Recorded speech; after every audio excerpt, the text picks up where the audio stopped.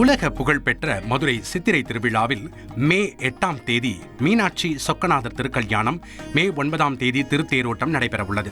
இதில் முக்கிய நிகழ்வான கள்ளழகர் எதிர் சேவையும் வைகை ஆற்றில் கள்ளழகர் எழுந்தருளல் நிகழ்ச்சியும் மே 12ஆம் தேதி நடைபெறவுள்ளது. இந்த சூழலில் மத நல்லிணக்கத்தை பறைசாற்றும் விதமாக 3 தலைமுறையாக சித்திரை திருவிழாவிற்கான ஆடைகளை தயார் செய்யும் தையல் கலைஞரான அமீர் ஜான் மீனாட்சி அம்மன் கோவிலில் சித்திரை திருவிழாவிற்கான கொடியேற்றத்திற்கு பின்பு விற்பனை அதிகரிக்கும் என நம்பிக்கை கூறியுள்ளார்.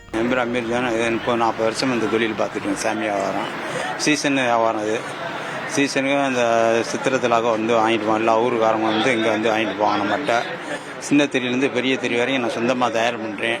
அதுவும் சாமியாடி டவுசரு, தண்ணி பிச்சை ட்ரெஸ் எல்லாம் தயார் பண்ணி செலுத்து பண்ணுறோம். இன்ஷால்லா சித்திரத்திலாக இந்த பெரும்பாலும் நேர்த்திக்கடன் பண்ணுறவங்க ஃபுல்லாக வந்து எல்லா ஊருக்காரங்களும் வந்து இங்கே வந்து வாங்கிட்டு போவாங்க. இன்ஷால்லா மதுரை புதுமண்டபம் அருகே உள்ள குன்னத்தூர் சத்திரத்தில் கள்ளழகர் பக்தர்களுக்கான சல்லடம், கிரீடம், சாட்டை, தீப்பந்தம், குடை, தண்ணீர் பீச்சி அடிக்கும் கொப்பரை உள்ளிட்டவை தயாரிக்கும் பணிகள் சூடு பிடித்துள்ளன.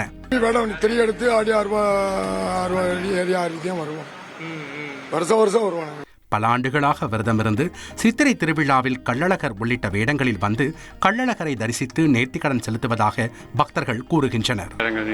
தண்ணி பிச்சு ட்ரெஸ்ஸு, இந்த சாமி அடி டவுசரு, திரி எல்லாம் நாங்கள் காலம் 3 தலைமுறையை நாங்கள் செஞ்சு கொடுத்துருவோம். எதிர்ச்சிரு அன்னைக்கு சல்லடம் மாலை அடிந்து சாமி கல்லர் இடத்துல வந்து தோப்பரை வாங்கி தண்ணி பிச்சு சாமிக்கு வழிபாடு பண்ணுவோம்.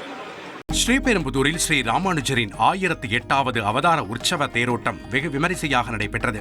காஞ்சிபுரத்தில் ஸ்ரீ ஆதிகேசவ பெருமாள் கோயில் உள்ளது. இங்கு நடைபெற்ற இத்தேரோட்டத்தில் ஆயிரக்கணக்கான பக்தர்கள் பங்கேற்று பக்தி பரவசத்துடன் தேரை வடம் பிடித்து இழுத்தனர். இதையொட்டி 300க்கும் மேற்பட்ட போலீசார் பாதுகாப்பு பணியில் ஈடுபட்டனர். செய்திகளை உடனுக்குடன் தெரிந்து கொள்ள உடனே சப்ஸ்கிரைப் பண்ணுங்க.